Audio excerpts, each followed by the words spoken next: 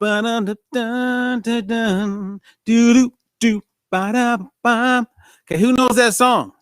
If you know that song, I have a book I may give you. You can win a book. Do do do do do. Ba-da-ba. I like to. Oh, I think I gave it away. Okay. Anyway, hi, I'm Robert Ferguson, nutritionist, expert in the areas of wellness, weight loss. They call me America's Fat Loss Coach, author, and someone who cares. Okay. And that's why I like to share information.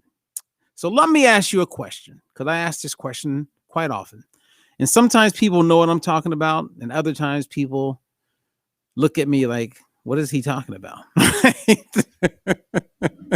and the question is, what's your food staple comprised of? Like, what is your norm? So for instance, in my home, I have white rice. I always have it. Now I have brown rice, but my food staple, something that I eat all the time. When I go to the grocery store, if I don't have white rice, I'm going to buy it. Black beans, I like salmon, chicken breasts. I have a few things that I eat out of the freezer, like Morning Star. I like the sausage patties. I buy a lot of fruit that's already chopped up, as well as veggies. And then I keep like bananas, avocado. So we all have our staple, right? Our norm, our go-to.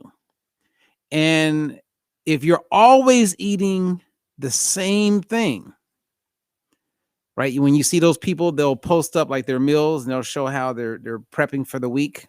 And every meal looks the same. You ever see those containers? Like they'll have, chicken breasts. Then there's brown rice or white rice. And then there's, broccoli or it's tilapia. And you just see it just spread out. And most of us would look at that and go, that looks good. I need a program like that. No, you don't want a program like that. The reason being, right? And we talk about microbiome, your gut health. Your gut microbiome plays a huge role in a lot of areas in your life, specifically when it comes to weight loss, how you burn calories, how everything kind of works together.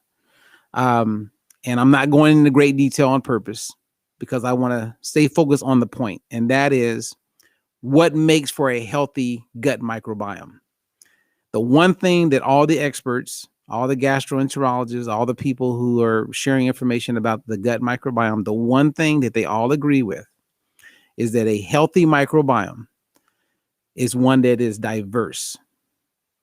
And the only way you can have a diverse gut microbiome is not the only way, but the primary way is by eating a variety of food, largely fruits and vegetables. If you eat the same thing all the time, we've seen where people don't do well with being able to lose weight. They're not as effective. Now, some of you would say, well, no, I competed in a fitness show and I ate the same. Yep, that's true. Because eating that way is not your norm. Before you started eating that way with the same thing every day, and the fact that you're exercising hardcore, but before you started eating that way, you ate a whole bunch of other stuff. And so you went from a diverse microbiome to one that you're training or conditioning to not be as diverse. So anyway, diversity with the microbiome is ideal for overall health and your ability to lose weight, keep the weight off, all of that. But how do you eat a lot of different foods when you have a norm? Well, it could be as simple as this. If I said, have you had kiwi fruit lately? You may go, I like it. I just haven't had it. I haven't even seen it in the stores. Well, guess what? With seasonal changes, you start to see foods in the grocery store that aren't always there. Now, in California, we're somewhat spoiled, and we have a large variety of food that's available year round.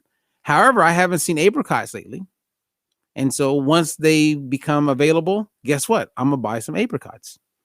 I have not had collard greens in a while, and I love them. So it's time to eat some collard greens or maybe some turnip greens. My goal here is to encourage you to mix it up a little bit. Eat foods that you haven't eaten in a while. Eat foods that you like and challenge yourself. You know what I mean? Every once in a while, go to the grocery store and buy something that you never buy. And maybe you're thinking, well, I don't really know how to cook that. Well, with YouTube, you could go and probably find out how to do anything. So take a risk every once in a while. Now, for those who do most of the cooking in the house, you probably won't take the risk because you don't want to waste that meal. You know what I mean? Like, if you don't think your kids are going to eat something, you don't want to go through all of that work, get it to where you cook something, it looks amazing, and nobody wants to give it a shot. Well, when that happens, you can feel defeated. I've been there. You know what I mean? You put in all this energy and all this time, you cook up something, you put it in front of the kids, and they're like, no. So what I do is I make it for myself first. See if I like it, see if it's working. And if I like it and it's working, then I'm willing to share it with other people. That's how you can kind of build your confidence, right? Because now if I cook something, I feel like it was good. I'm excited about it. And so I just want to get them to taste it, just to try it. And maybe what you do is if you have leftovers, you get them to try it. Just get them to try it. And then say, hey, you like that? And they go, oh, that's pretty good. And then don't say anything. And then when the time comes, cook it and make it part of the meal. But you're still at a place where I'm okay if they reject it, because what I'm talking about right now has blocked so many people from bringing in new ways of cooking and eating, and they just stick to the norm. Think about it. You want to go with what you know works. If I bring in something and it doesn't go well, the husband goes, oh, what was that? What did you do different? I don't really like that. That doesn't build your confidence, and it definitely doesn't have you feeling very good about yourself. So that's my recommendation. Eat a variety of foods, you guys. Exercise as often as you possibly can. Don't do the things you always like there, right? People get comfortable. You want to challenge the comfort ability of what you tend to go after. Have some fun with it. Okay. So anyway, what's up there, Donna, Sandy? How are you guys doing? I just wanted to come on, share something. Plus, I'm testing my new computer, which I am loving. Unbelievable.